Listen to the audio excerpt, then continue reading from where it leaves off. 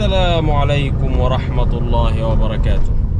من الحاجات اللي بتلفت نظري في الشغل بتاع اللجان ان هم ما بيفهموش حاجة. انا مشغل يعني هم بيبقى عندهم كلمتين حافظينهم وبيبقوا داخلين يكبوا الكلمتين ويروحوا ياخدوا عليهم القرشينات وخلاص. يعني انا مثلا الفيديو بتاع الاسهم والشماريخ تلاقي عليه تعليق من حد محنك قوي، انت جبت الكلام ده منين؟ من امك. واضح قوي ان البوست فيك. صح انا كده، انا مش كده يا فاطمه. مين اللي زقك؟ امه ما عرفت تربيه. يا سلام. يعني من هو المتخلف عقليا اللي محتاج يروح يكشف، اللي هيشوف قناة يوتيوب فيها 10,000 متابع وفيديو جايب 50 مشاهدة فيقول هو ده الشخص اللي احنا هندفع له ونزقه؟ مين متخلف عقليا اللي هيعمل الحكاية دي؟ الحشيش تمام؟ حاجه عايله قوي زي الفل يا سيدي الناس. الحمد لله. مين غبي هيعمل الحكاية دي؟ طيب البوست واضح انه فيك. البوست من على صفحة رئاسة مجلس الوزراء، مش فيك ولا حاجة، بوست حقيقي. يعني مش سهل جدا ان انت تدخل تتأكد اذا كان فيك ولا مش فيك، ولكن هو عايزين نكتب الكلمتين وناخد القرشين وخلاص. يجي برضه امبارح واحد على البوست بتاع الداعية ايمن عبد الجليل يقول لي يعني انت اخويا ما شفتش من السنة اللي كام شهر اللي عملهم الإخوان غير الحكاية ديت، وما شفتش اللي حصل بعد كده؟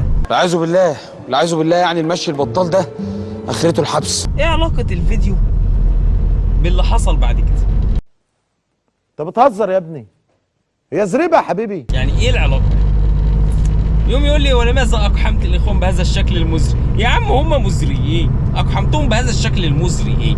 هم أساسا مزريين ومنيلين ب60 نيلة على دماغهم، الله يخرب بيوتهم. هو أنا لما أقحمهم وأظهر صورتهم أقول الناس دي كانوا بيعملوا 1 2 3، لو هم سكاتهم كانت حلوة الصورة تطلع لك حلو، لو هم سكاتهم كانت زي الزفت الصورة هتطلع لك إيه؟ مزرية وزي الزفت.